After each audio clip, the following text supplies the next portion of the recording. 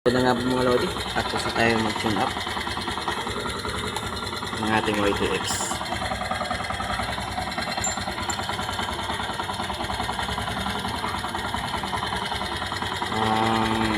Sa intake natin ay 0.08,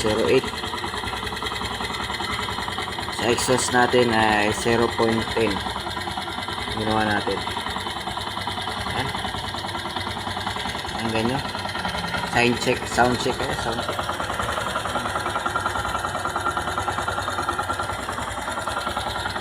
Masakit, naputulan tayo ng tornilyo pag tune up natin. Ito, ayun,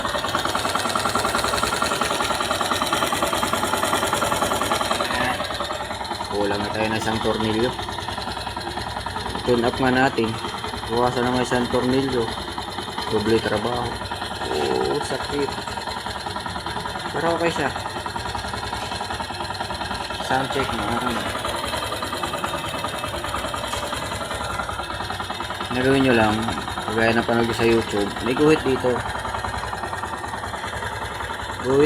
tapos yung guhit dun sa pag-ikot nyo rito, tatapat nyo doon, may guhit din yan dyan, tatapatin nyo doon, may guhit yan dyan eh. Mamadali kasi ako kaya hindi ko na binidyo kanina.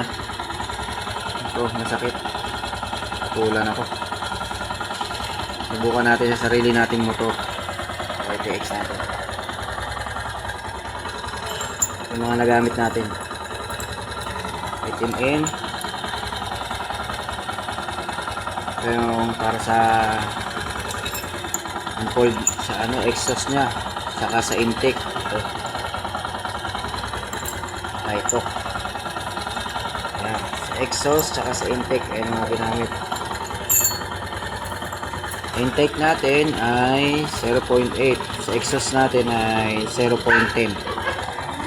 Pag-tune up the YTX.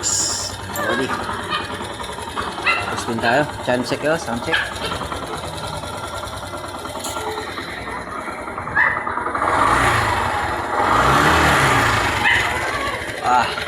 Ganda na. Wala pala mag-tune up, kaya lang problema,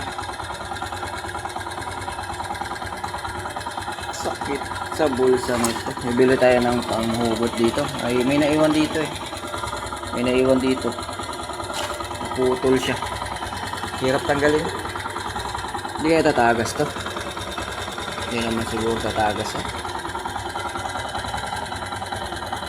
Dito lang mga lodi. Ingat.